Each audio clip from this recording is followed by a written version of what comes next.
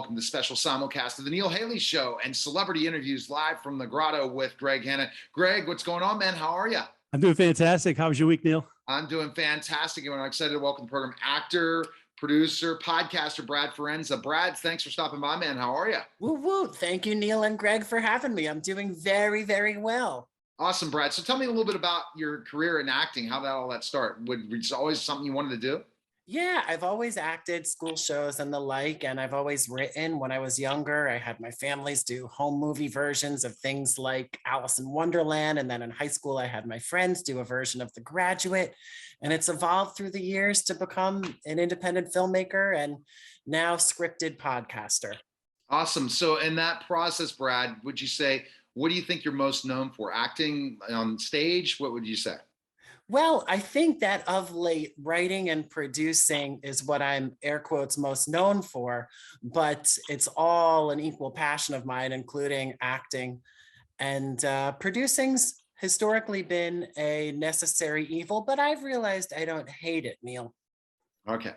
All right. Go ahead, Greg, with a question you have, because I know that you like the whole thing, because Greg, I'm sure you want to have a movie at one point in time, right, on your life, or have a documentary on what you do in cybersecurity. Oh man, wouldn't that be crazy? Ooh, Yeah. I don't even know what that would look like, you know? Any I idea? would A documentary on get to all the set up stuff and these things and security, and Greg's the hammer for sure when it comes to cyber. Well, what about you, Neil? I mean, you have a very versatile, interesting, storied career. Yeah, I want to do a documentary. Wrestler, entrepreneur. Yeah, I want a documentary as well. So there you go. So we gotta definitely have to talk. That's the cool thing about podcasting, right, Greg? You never know how we can create these connections and meetings. Oh, it's always the best. It's totally crazy. Agreed. Where are you from originally, Brad? And are you still in the same area? Have you moved out west? I'm from the good, beautiful, awesome state of New Jersey, which gets a bum rap, but it's a diverse landscape. I'm talking to you from Jersey City. I should have the camera pointed the other way around. You'd see all the buildings out the window, but I'm from the classic Jersey suburbs. Excellent. I could say what exit, but I won't. Yeah, well, and I could tell you, depends on if you're talking Turnpike, I'm 14. And if you're talking Parkway, historically, I'm 163, but there's no easy exit to Jersey City from the Parkway. Oh, that's fantastic. You've done so much. It's so fantastic of your career that you've had. What are your favorite things to do of all that you've done? Acting, directing, podcasting? Like, what's your favorite? Well, I think I've realized that acting is a privilege, and the next time I act in someone else's project, none of the production elements are going to fall on my shoulders. So I think I look forward to being an actor again in the near future. But right now, as a writer, producer, it's a different skill set. So I love both worlds.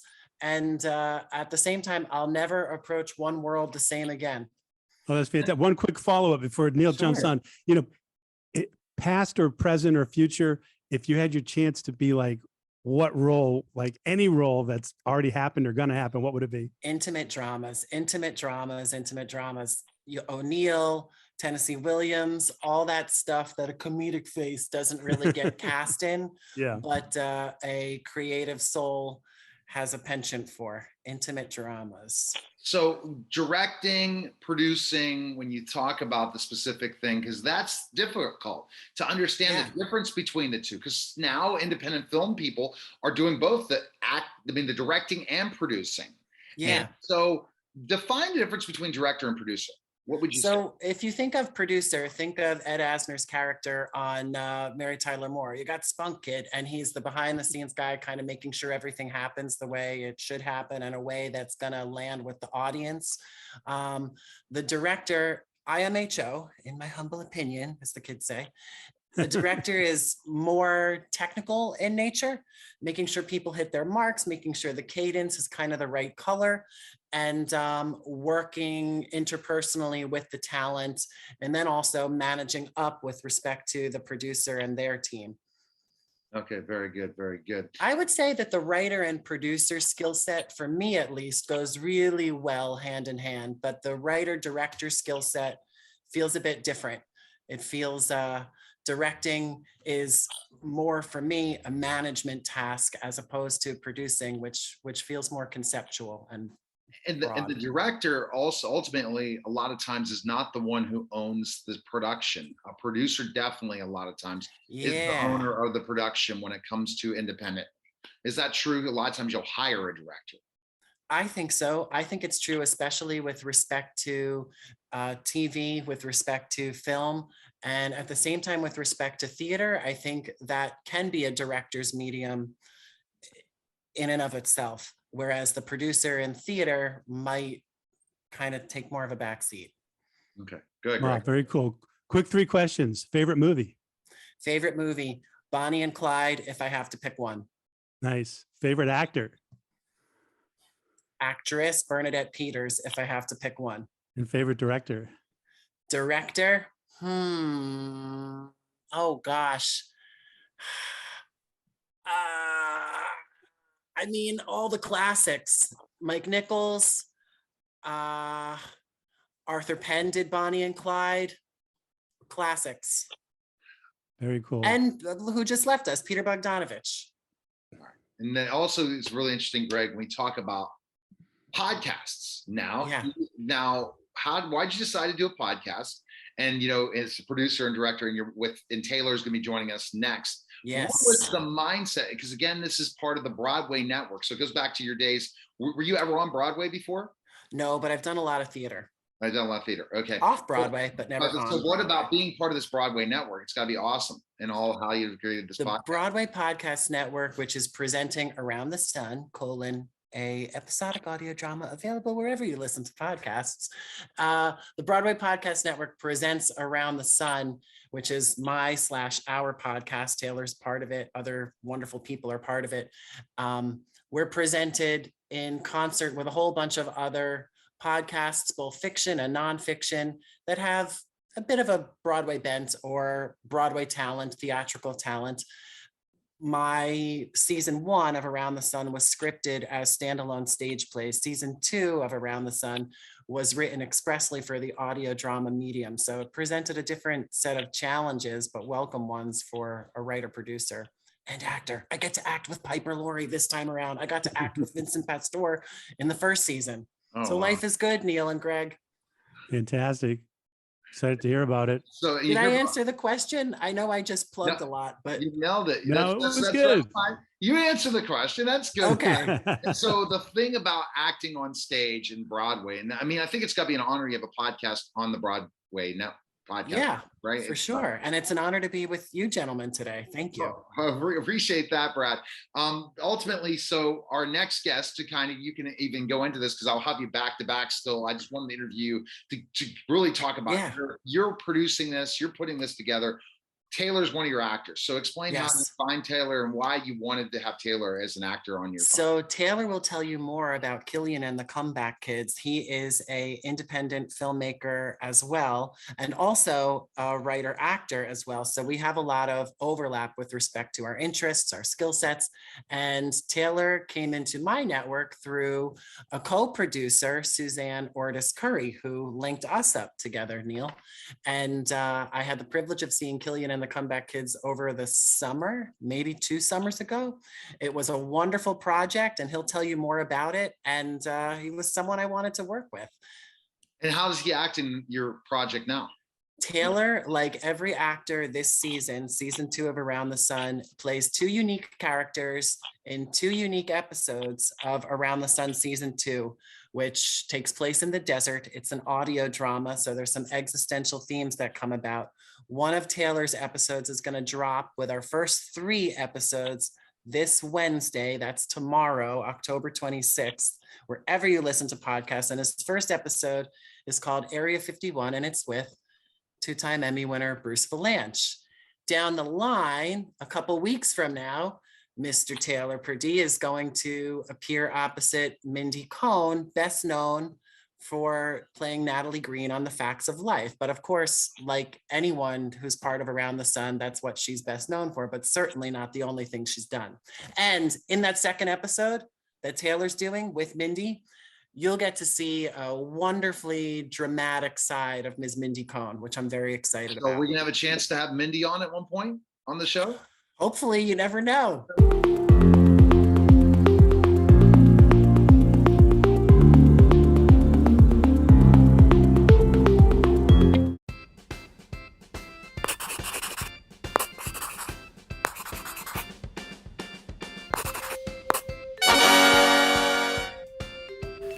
I'm Andy.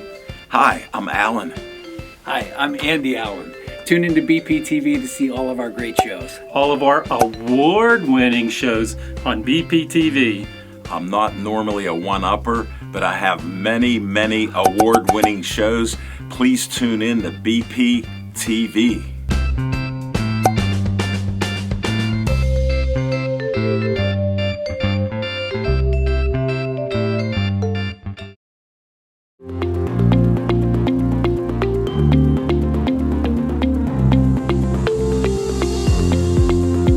Hi, everyone, and welcome to the special simulcast of the Neil Haley Show.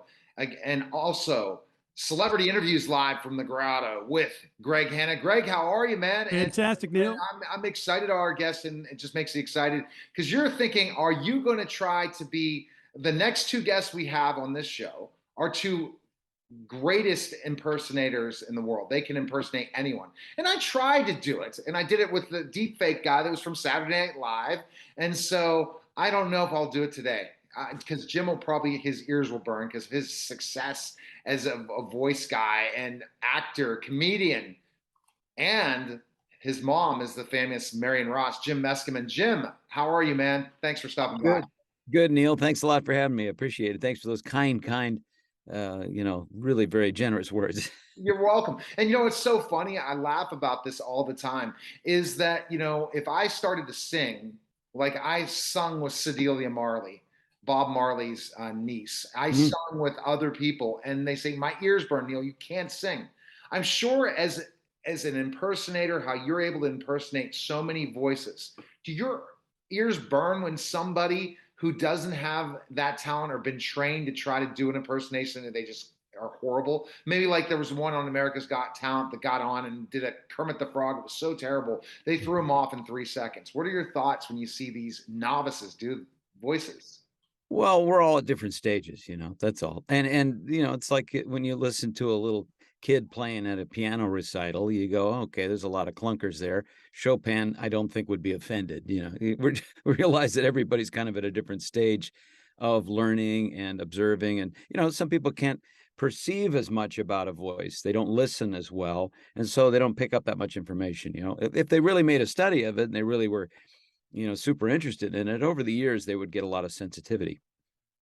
All right, Greg. I know you have Greg is such a great follow-up questions, and we don't know what we're going to talk about today, Jim, but that's the fun part. We're going to promote your projects and all the different things that are going on and have fun. That's what's fun. Not this that's what we try to do here. But go ahead, Greg, with your first question. But, Jim, I'm fascinated.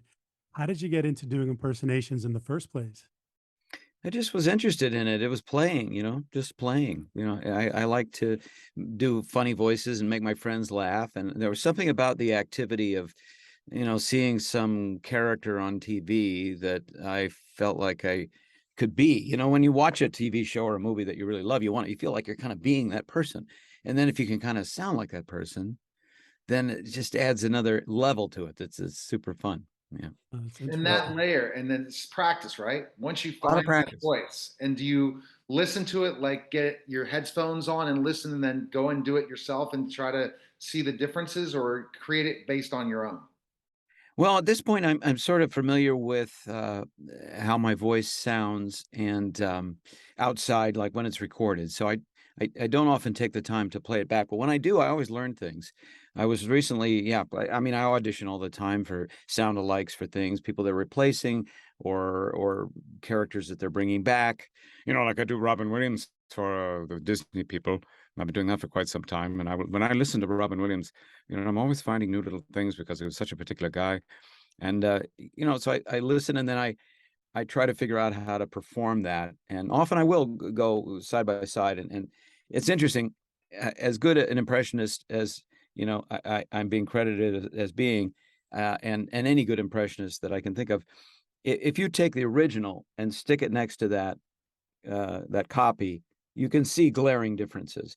But it doesn't matter. If you want to entertain people, it's just why people can do an Arnold Schwarzenegger like this, which is totally overblown, instead of one that is a little more how he actually speaks, which is a little more considered and pleasant like this. Because, what's the purpose? We're trying to either make people laugh or do something, not very serious. Those So were spot on. And I That's hear other fantastic. people, you know, no knock on our deep fake guy that was the drunk girl in Saturday Night Live, but his voices are not to the level of yours. And that's very impressive. And I guess I'm being a critique person, but that's the same way I would do anything else. But go ahead, Greg, with the next question. I mean, I literally thought I'm sitting in the room with Robin Williams. Has anyone ever said that?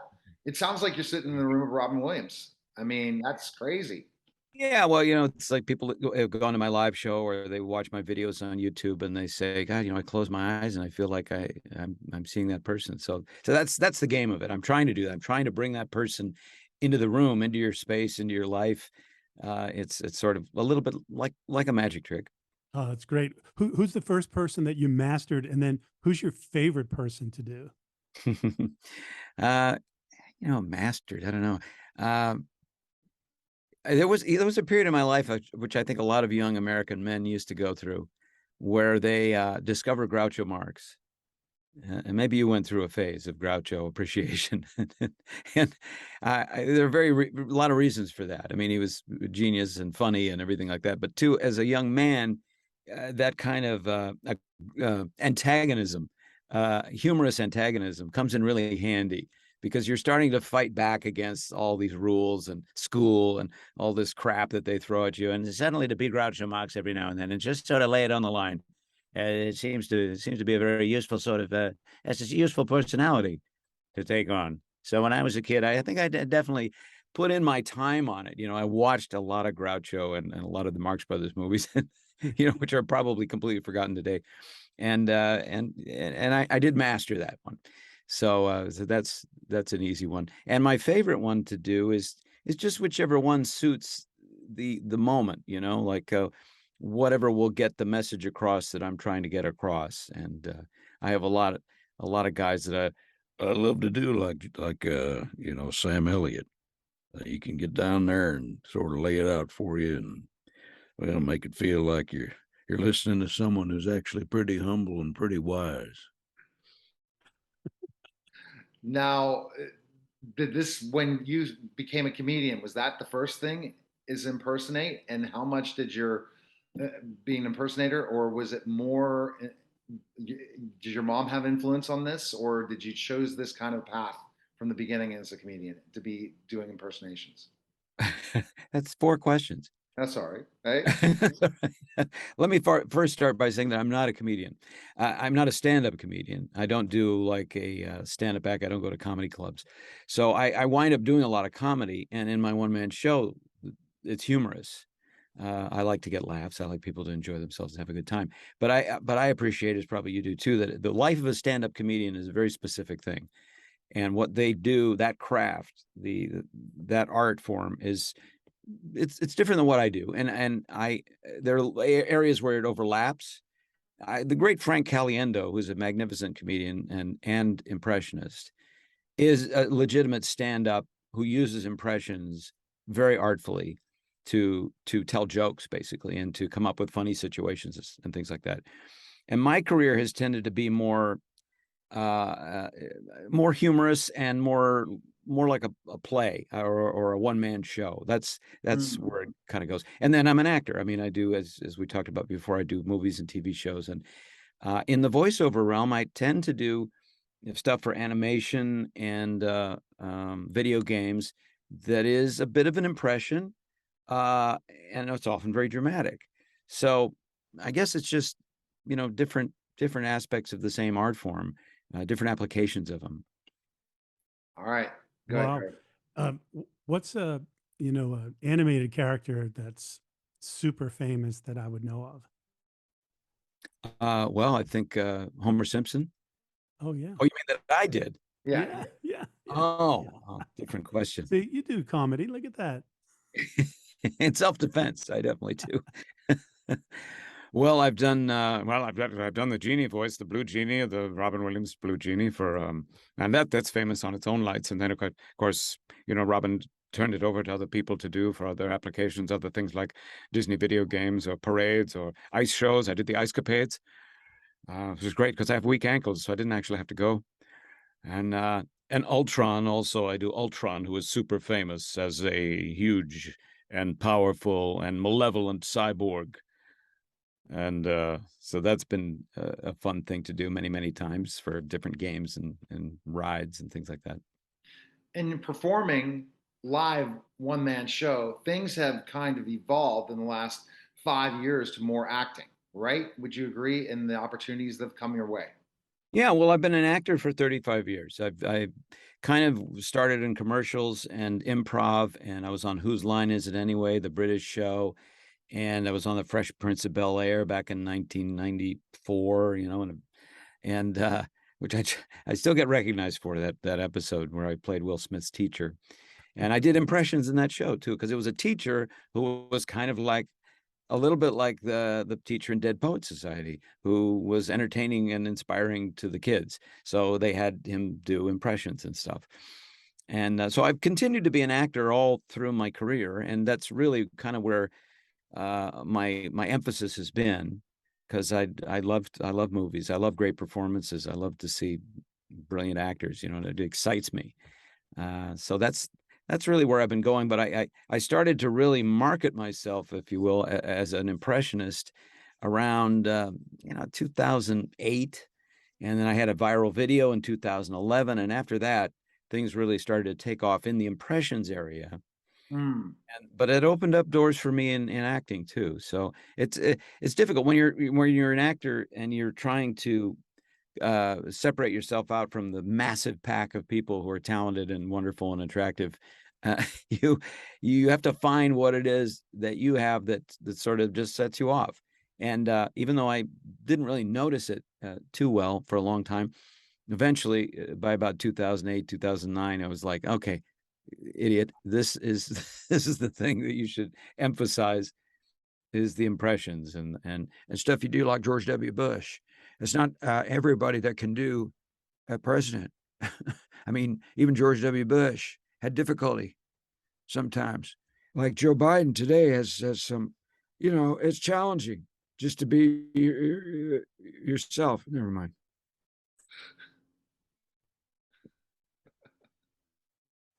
All right, go, Greg. Next Oh my question. goodness, that's awesome. I thought you were going to come up with the "Come on, man."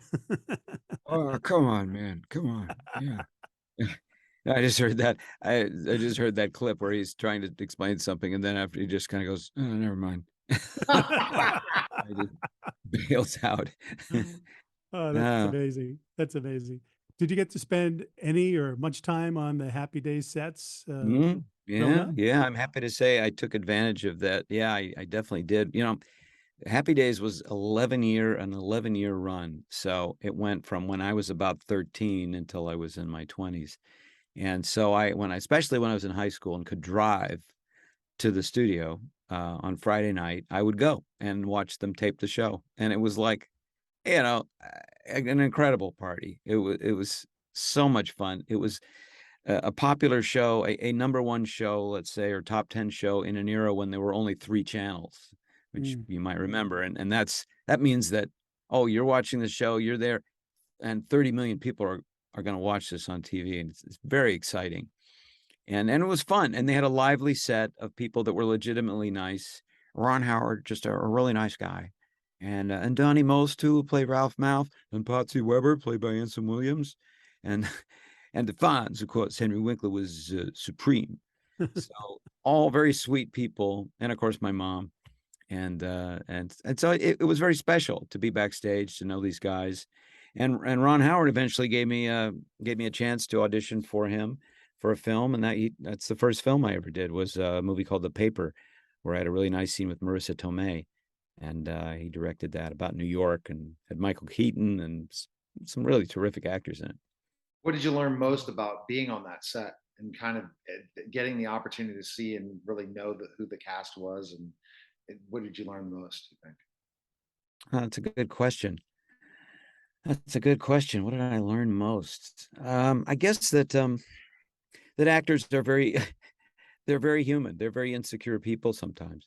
They think like they've got, you look at an actor like Henry, or you look at one of these big stars and you go, wow, they've got it all made. They've got this hit show. They've got all this money. They've got all this attention and admiration. But, at the end of the day, they still kind of go home and, and they're going through what they're going through. There's no reason to pity them over other people. They obviously have certain advantages, but they're human beings like all of us. They're not some other species of superhuman. So that's probably what I got out of it. Interesting. And Well, that's the thing. Like I look at when interviewing celebrities now, Jim, because I was a former professional wrestler. I was in the minor leagues, but The Rock wore my knee pads down south before he was The Rock. That I got to be with lots of people that were greatness. And it helps me because there's no like awe of interviewing people. I consider them everybody the same. It's a system. I'm going to have a conversation with them. It doesn't matter who I'm interviewing. It's that interview. It's not going to be like this honest, even though you might believe that honest, but when the camera lights go on or the record button comes, it's just a conversation with somebody because you know it, being around those people, that they're just like everyone else, as you talked about. And I saw that same experience riding with the Honky Tonk Man. If you remember the Honky Tonk Man back in the days of the WWF, or King Kong Bundy, and we're hanging out after and different things. He wrestled in WrestleMania with, X amount of people, or just the people that I ran into. They're just like everyone else. They all had to get a break at one point in time. They worked their butts off to get to where they were, but they were just like us at one point in time. Not like you, because you're a celebrity. I'm trying to get to my next level of where I'm going, but I'm learning, specifically enough that process. And the more we treat people with respect always, but ultimately have admiration for each other, but not this fandom, the better the situation occurs in relationships, because everyone has the same problems going home. They're all dealing with challenges in their lives, and people don't know that. They just think they're larger than life. Yes, they are, but you like being treated, and I'm sure other people that those major celebrities you've worked with, like to be treated like everyone else, right? They don't want to have that extra treatment. Am I correct? Yeah, well, I can only speak for myself, and I appreciate what it sounds like you appreciate, which is some empathy, courtesy, and a lot of communication. And yeah, absolutely. All right. Yeah. Admiration is great, but it flows both ways, so we can Exactly. find things to admire about one another, and everything goes well. We- Yeah, I've been an actor for 35 years, as I've mentioned now, conspicuously, and and I started an online workshop during the pandemic, and I have a series of videos on how to make it and keep making it as an actor, to become a working actor like myself, keep the career going. That's the challenging part, is like anybody can get a part here and there. How do you keep it going? How do you sustain it over the long haul, feed your family, support your groups, and move into the future and make a nice future for yourself? So that's something that I'm very happy to offer. Awesome. All right, Wow. Greg, next question. Well, you wouldn't know this, Jim, but my buddy Neil here, he does a pretty decent Kermit the Frog, and I'm going to ask him to do it for you, and then you help him just a couple of tweaks, because I know it'll be amazing after you tune him up a bit. Okay. Come on, take it, Neil. You're assuming I'm an expert at Kermit the Frog. Okay. No, but he's an expert as we'll go with that. We'll go with a couple Sesame Street characters. Okay. All right. Let's hear Kermit, it. they're all walked into a bar. I always have to start with a hi ho. I don't know why, and it gets me going. Hi ho, Kermit the Frog here, and I'm with my friends Cookie Monster and Oscar the Grouse. Cookie Monster, how are you doing? And Elmo. Cookie Monster, how are you? Oh, me very good. I want some beer. I'd like to drink beer. Oh, oops, that's a secret. Oh my goodness gracious. This is Elmo, and I don't think you should have said that, Cookie Monster. Sounds pretty good to me. Pretty good to me. I would say just take your time a little bit with that Kermit the Frog, You All know, right. just sort of, because he has a certain kind of pace, right? And he's taking his time, Oh, okay. I see. Go a little bit slower in my Yeah, a little bit. conversation. A little bit. Okay. I think Cookie Monster. I do a good Cookie Monster, right? Absolutely. Yeah. I have to do that for my youngest kid. So when I'm on Zooms or And then Google it's just a hop, skip, and a jump to Al Pacino from Cookie Monster. I don't know if I can do Al Pacino. Come on, let's hear Al Pacino Let's go. hear that. Wow, this is older Al Pacino, right? Who sounds slightly, like Cookie Monster. That's great. A lot of actors turn into Cookie Monster at the end of their careers. It's just Yeah, why do you all think that is roads. with the voice? How do you kill the voice and blow it out? And you don't want your voice to blow out because there's Right. And in your former field of being a professional wrestler, I bet guys blew their voices out all the time because they totally. the acting level and the expression level is quite high. It's arena voiceover. That's big time. Yeah, Big thank time goodness I stuff. only did 9 years and didn't kill off my voice. But yeah, how do you keep Oh, that you can voice? talk. Yeah, you can see people who used to be wrestlers. They have a very damaged kind of voice like this because they've been screaming at people at the top of their lungs, and then they go and they throttle somebody.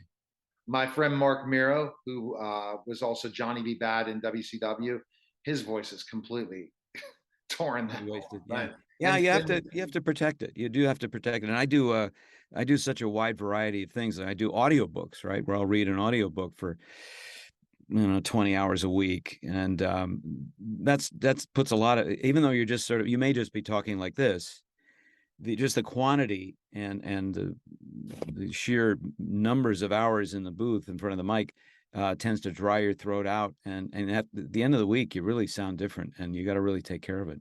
So I have to start doing that because I'm doing at least 15 shows a week. So I gotta work on that. And the thing, and I'm trying to have a even lower, not use the voice as much because I do have a good booming voice in certain ways. All right, let's go to Greg. Now, I'm going to go first. I'm sorry, to Jim. Latest projects you have. I mean, I was seeing some of those things you're in now, man. Holy cow! And so, what are the latest projects you have going on, Jim? Tell us about. Well, yeah, I'm happy to say I've had a busy couple of years. So earlier this year, a limited series I'm on called Gaslit was released on Starz. That's about Martha Mitchell. It's a Watergate era drama starring Sean Penn and Julia Roberts. I got to work with both of those fine actors. So I played a senator, Senator Gurney from Florida. And so that's out, and people have been admiring that. And then I just finished another, I have a recurring part in a new NBC comedy called American Auto. Okay. About the auto. It's from the people who did Superstore. So it's a comedy very, very much like the British Office, I think, and it's fun to work on. I enjoyed it very much. That's on NBC, American Auto. Any day now they're going to release an episode of, speaking of Al Pacino, he does a show called Hunters on HBO, and I did an episode of that, which I liked very much. That was a really good time. So one of these days that's going to get released, and then also to be released on Apple is a new series coming from one of the creators of Schitt's Creek, and it's called The Big Door Prize. Very charming comedy about a fortune-telling machine that suddenly is discovered in a small town, and it starts dispensing cards that tell people what their destiny should be, or what their destiny is, and what they should do with their lives. And it's a charming premise and a funny show. And it stars the wonderful Chris O'Dowd. I don't know if you know this young Irish actor, Chris O'Dowd, but he's very funny. He was in Bridesmaids and many, many other very, very funny things. He was in the IT Crowd, if you've seen that. Charming, funny British show, but still good. So there's the Big Door Prize. I get to play a fun character in that. And oh God, I was just on FBI Most Wanted last week. I went to Brooklyn and filmed the FBI Most Wanted as the criminal du jour. And that was fun. I don't get to play. I get to play some kind of nasty characters sometimes, but I don't get often to play, criminals that get carted off in handcuffs. And Oh goodness, it's kind of fun. It's kind of fun. All right. Oh, that's crazy. Can you do a Sylvester Stallone? Oh yeah, I mean, Stallone he's an icon. You could be on Mount Rushmore. This is just add a piece on Mount Rushmore. Stallone and those other four guys. Yeah. And I also saw you the Chippendales thing. You're in that too. Oh yeah. Thanks for reminding me. I play Phil Donahue. Okay, I don't know if you remember Phil Donahue, I love but Phil Donahue. sure, who doesn't? But I got to play Phil Donahue in an episode of this limited series about the Chippendales dancers. So I welcome him out, and it's that was something. He got me a nice big white hairpiece and put a little paunch on me, and put the glasses on, we went to town. And I'm sure you have stuff you can't tell us now too, Jim, right? Yes, I do have things I can't tell you. Or you but have- I can at least let you know that I can't tell you. So there's that.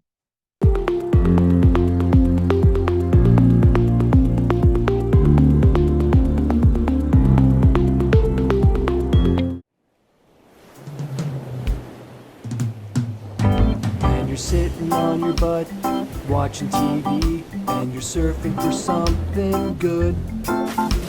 Just grab your remote and follow me to Bethel Park TV.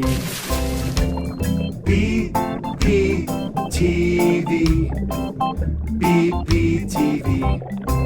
It's at Comcast 7, Verizon 32, and even on YouTube. Made by Bethel Park residents, it's a little slice of heaven, heaven, heaven, heaven, heaven. Be sure to visit BPTV, BPTV. Be sure to visit BPTV, Bethel Park TV.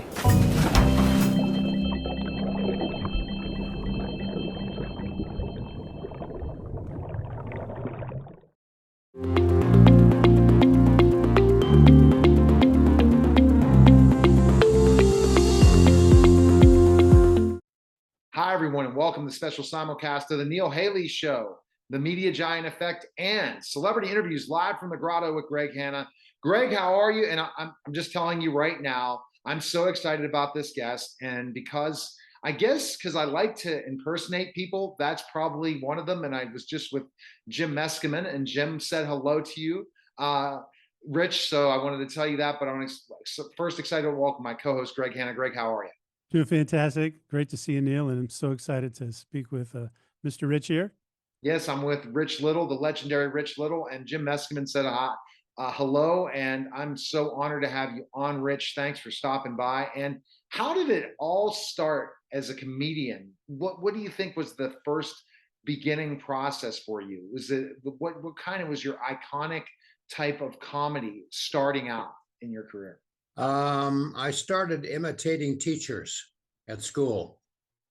And I knew this was going to be my lifetime work because it wasn't long before the teachers were charging a 2-drink minimum and a cover charge. So how upset were they getting at you when you would? When I imitated the teachers, when they would ask me a question, I would answer them, and it was usually the wrong answer in their voice. And that's what upset them. I have a great one. I'm going to do a shout out to the late Sister Anita in high school. She would always come in and try to scare all the athletes. Biology. And she had to talk like this. And yeah, I started in the beginning. Sounds like Julia Child, huh? Oh, I try to do my Julia Child voice. First you do this, but I'm not here. Rich is the expert. But let's go, Greg. Your first question. How do you make an apple turnover? Just give it one hell of a push.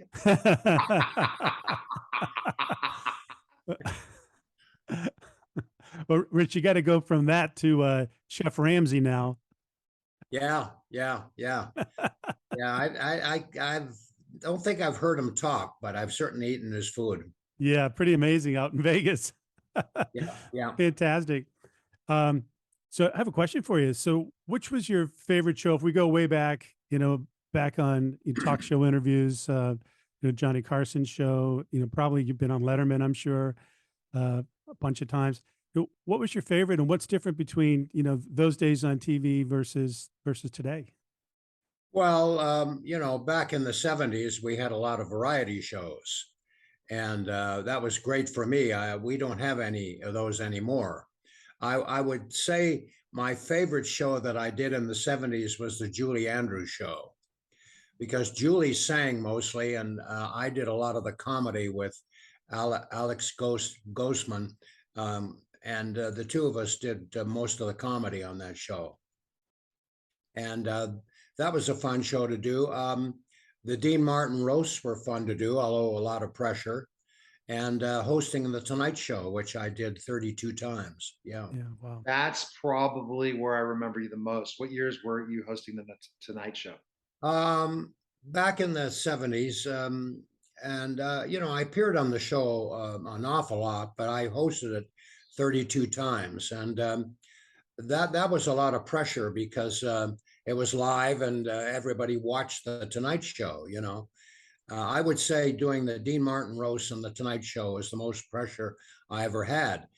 Doing the Dean Martin roasts, there was so much pressure because you were performing in front of the greats of show business, were sitting next to you. And that was a bit nerve-wracking, I'll tell you. But, I've had a pretty good career. I can't complain about anything, really. And I'm still healthy. Thank God I didn't get those COVID shots. I'll tell you that. That's right. That's a different show and another show. Yeah. No, I didn't get the shots, but I got COVID, so I've got natural immunity. So I'm pretty safe, actually. No, that's great. Fantastic. Just a quick aside. I was speaking to a new employee yesterday and he was excited because he had his second or third booster. Yeah, it's unfortunate. I know about 6 people who have died getting those shots. So, it depends. So it's good for some people and not for other people. So it's a mixed bag. It really is. It's a mixed bag if Completely. you get COVID or not COVID, and what type of strain. That's the other problem. Exactly. Yeah. Your immunity, and if you were worn down in a specific time. So it's just like the flu. Some people, I never got a flu shot ever. And No, I don't think you should get a flu shot. I mean, you don't know what's in it. That's the thing about getting a shot. You really don't know what the effect's going to be. And a flu shot could be dangerous. Maybe it isn't. As I say, it's a mixed bag. It really is. Go ahead, Greg. Next question. Yeah, completely. So you told us how you got started with impressions with your teachers and all. Later on in your career, let's say maybe within the last 10, 15 years or so, what are you now looking back thinking is your favorite like impressions or to do consistently? Well, there's a number of people that I imitate that are my favorites.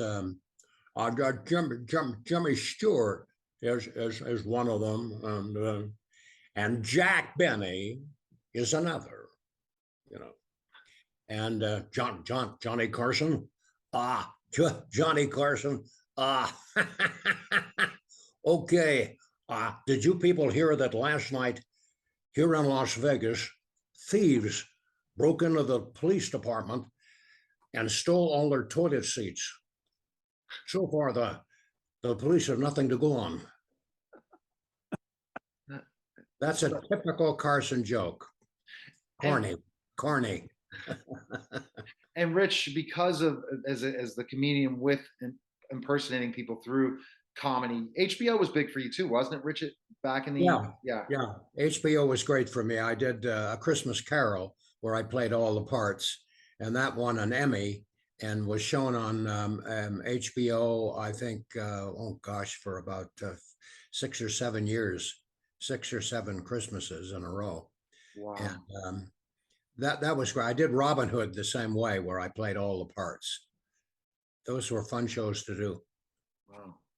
Yeah, I remember you also having comedy specials on HBO as well, right? Because I had a couple of comedy specials on HBO.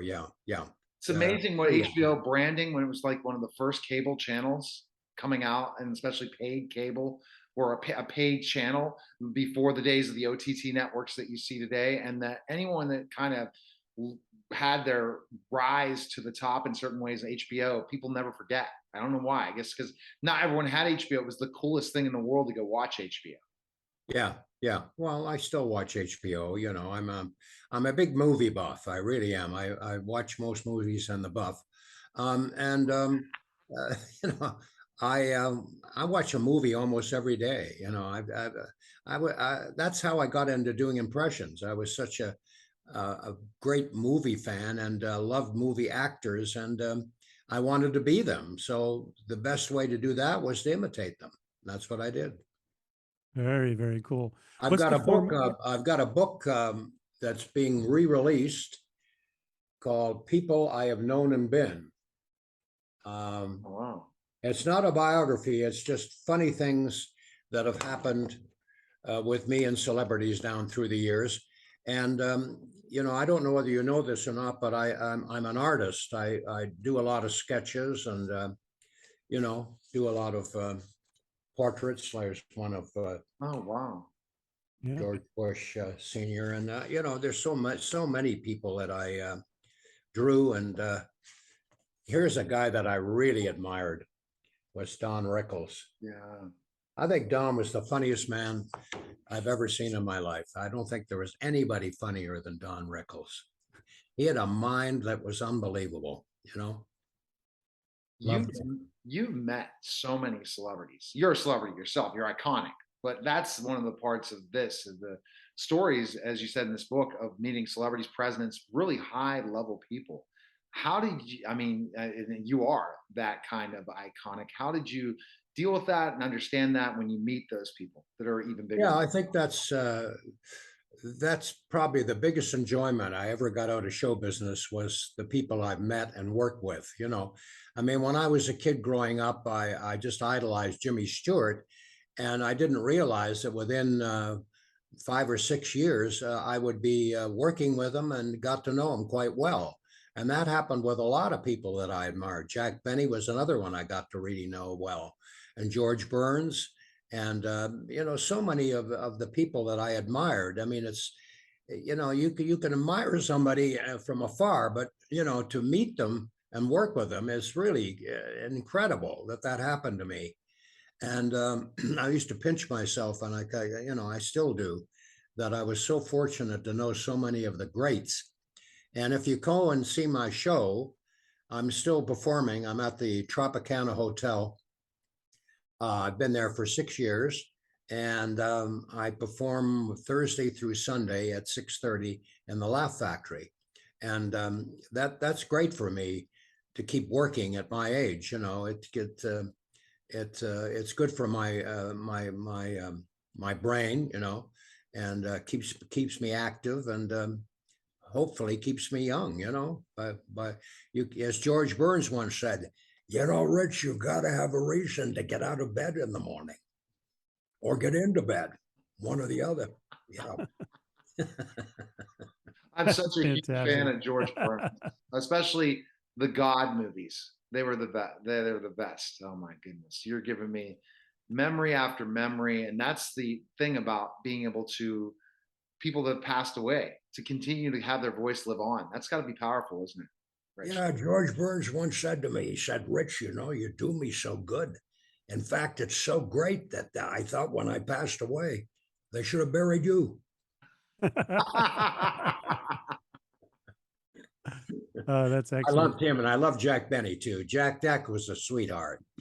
He had no ego, Jack Benny, at all. He was just a regular guy. And, you know, when you were with him, I felt that way about Reagan too.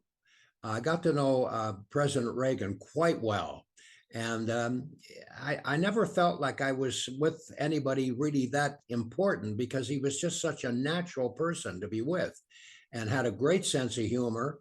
And one time at the White House, Reagan did some impressions for me.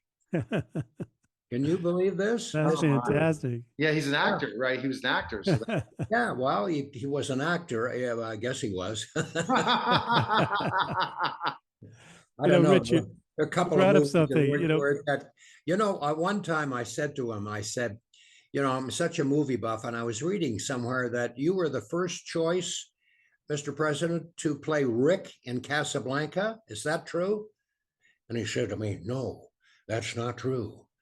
I wanted to play the Ingrid Bergman part.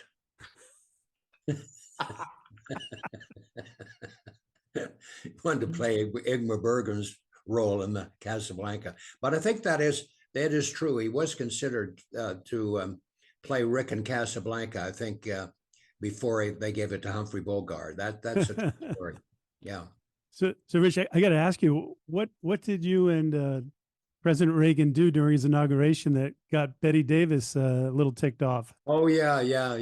That's a long story, but it's funny. I phoned up Betty Davis to ask her why she didn't come to the inauguration, and I did it as Jimmy Stewart putting her on, and she really thought it was Jimmy calling. And then when she asked me something personal, I couldn't answer it, and I had to say to her, "I'm sorry, Miss Davis, but I'm not Jimmy Stewart. I'm Rich Little." And she swore at me and hung up. And then we told Reagan about it, what I did. And he said, "Let's get her on the phone and I'll straighten this out." So Reagan got on the phone and phoned up Betty Davis and said, "Hello, Bet, this is President Reagan calling." And she said, "Go to hell, Rich Little," and hung up. True story. True story. Actually, it was a little stronger than that, but I didn't want to. But this is a family show. Yeah. We try to make it family, Greg. Now, here's the thing. When you talk about all the different presidents that you can do and you continue to do, is that one of your major fortes? Do you get to meet every one of the presidents because you can do that? Have you met? Yeah, I've met a lot of presidents and imitated a lot of presidents. And I'm doing Biden at the moment. Boy, he's written me a lot of great material. I'm having a lot of fun with him. He's sort of Mr. Magoo, you know. Have you met him? Rich, have you met him? What? Have you met President Biden? No, I haven't. No, I don't think I want to. No. Yeah. If you could see what I'm doing with him in my act, I don't think he'd want to meet me. Well, let's hear some material. Maybe he wouldn't know who I was, you know. I don't. Anyway, he's a great subject, you know. "Hey, man, you chumps out there. I want you to know that President Harris and myself are doing the work of 3 people, Curly, Moe, and Larry."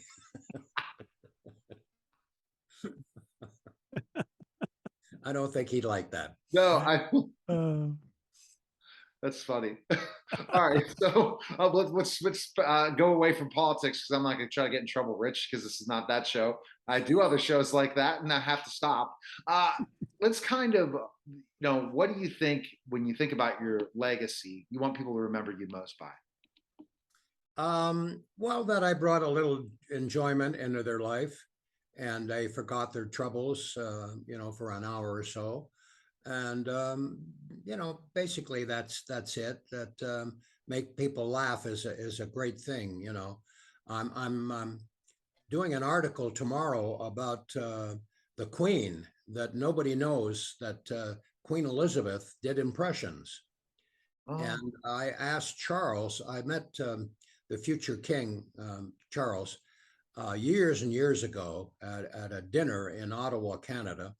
And I asked him about that, and he said that his mother did impressions.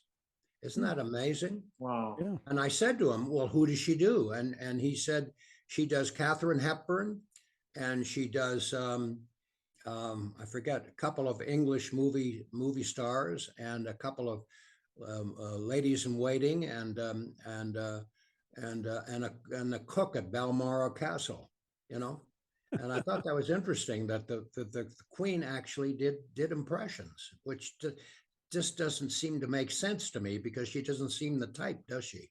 No, she doesn't.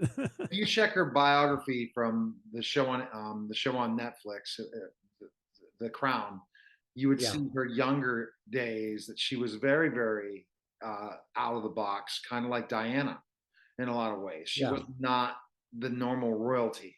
It's amazing how she changed in so many ways. But if you look back at her time before becoming queen and the story, that's probably the best season of The Crown is first season and second season.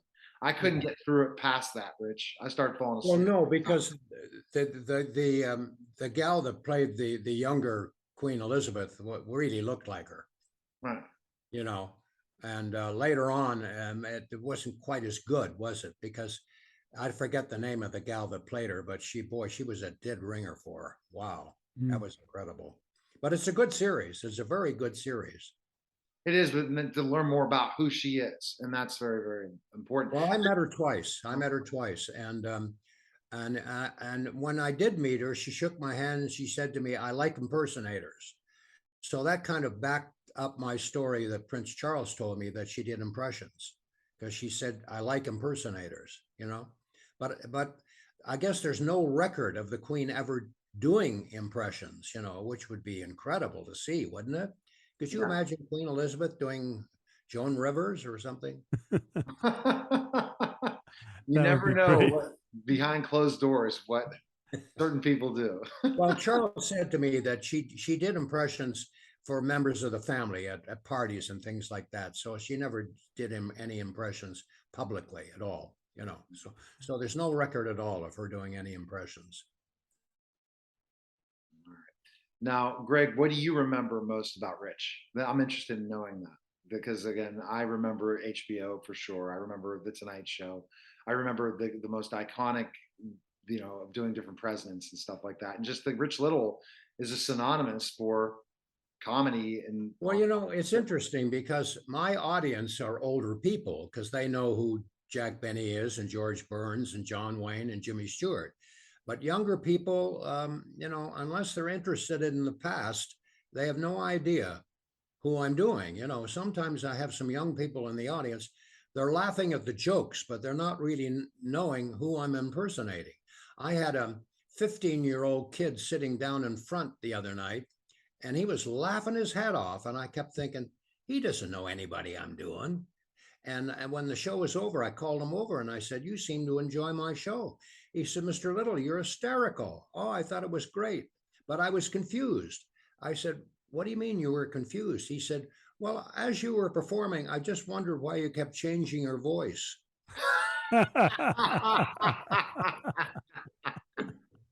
Go ahead, Greg. Isn't that great? Isn't that great? He was that's laughing at the fantastic. jokes. He was laughing at the jokes. Yeah. But he didn't know who I was doing. You know, I've had people come up to me and say to me, "I saw your show and the best impression you did was the drunk." I said, "The drunk? Who the heck's that?" "That's Dean Martin." You see, didn't know who he was, just thought I was doing a drunk. Oh, that's so funny. And Well, they probably know who Biden is. Dean, I knew Dean quite well. Dean did not drink that much. A lot of people think Dean was drunk all the time. He didn't drink really as much as you thought he did. Actually, he spilled most of it, but I think in the Rat Pack, I think that Frank and Sammy drank more than Dean did. I had Dina on my show a couple weeks ago. We had a good conversation. So, Oh yeah, I like her. She's a great gal. Yeah. Like, Yeah. was it? Did she say a lot of interesting things on the show? oh, her stories are amazing. And Yeah. definitely it's just amazing Yeah, I to like hear her. the history. She's great. I'm waiting for Well, is there Dean was documentaries out on Dean was Rich? like Johnny Carson. You never really got to know him. You know, they were both. Huh?